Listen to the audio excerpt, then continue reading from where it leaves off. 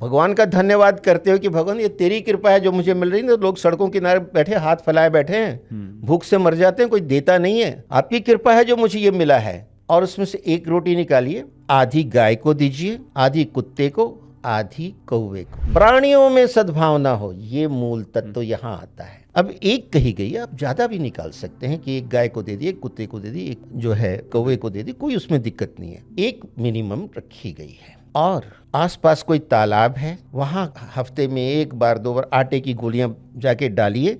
जैसे ही डालेंगे मछलियां इतनी सेंसिटिव फौरन सभी का ठीक हो जाता, और आपको इतना आनंद आएगा। आप क्या डाल रहे हैं? आटे की गोली मछली को, लेकिन मछली है कहाँ? जल के अंदर। आपके शरीर में कितना है जल तत्व? आपके शरीर में 70% और ब्रह्मांड में भी 70% जल ही जीवन है।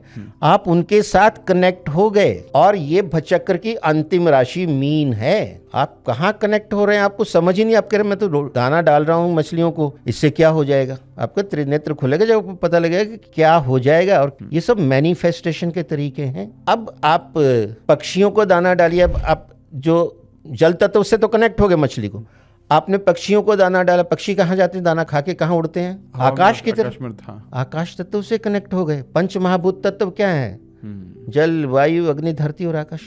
जल से कनेक्टेड, वायु से कनेक्टेड, और अग्नि जो सूर्य को जल दिया आपने, धरती पे तो आप खड़े ही हैं। अब जब आपने पक्षियों को दिया तो वायु तत्व भी उसमें आ गया। हवा में उड़ते हैं, जो बोलते हैं ना, एयर लॉजिस्टिक। करेक्ट। अब बाकी क्या बचा? पाताल से आप अभी तक दूर हो। पाताल में भी जीवन है, राजा बलि का राज है वहां। और पाताल में कौन रहता है? सर्प, चूहे, कीड़े मकोड़े। उनसे कनेक्ट होना है। प्राणियों की सद्भावना अभी पूरी नहीं हुई है। और वहाँ आप आटा, चीनी, काले तिल मिक्स करके देखिए, छेद होते हैं बड़े बड़े पेड़ों के नीचे, जिसमें से चींटे चींटियाँ निकलते हैं और खा के फिर अंदर चले जाते हैं। वहाँ डाल दीजिए, वो खाएंगे। एक कटोरी में हजारों चींटे चींटियाँ खा जाएंगे, और उनकी दुआएं मिलेगी। आप हजारों लोगों की पार्टी करें, उसमें कितना खर्चा और इसमें कितना खर्चा। आत्मा तो आत्मा है। जो ये उपाय मैंने छोटे छोटे बताए, ये आपकी दिनचर्या में होने चाहिए। आप कीजिए और मुझे बताइए कि रिटर्न ऑन इन्वेस्टमेंट आपको कितनी आ रही है।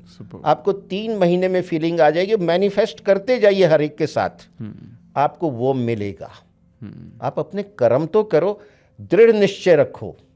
अगर नहीं भी मिल रहा है तो हिम्मत नहीं हारनी है, क्योंकि जीवन अनंत है। जब आत्मा अजर और अमर है, पुनर्जन्म होता है, तो जीवन अनंत नहीं है। क्या हमारी छोटी सोच है?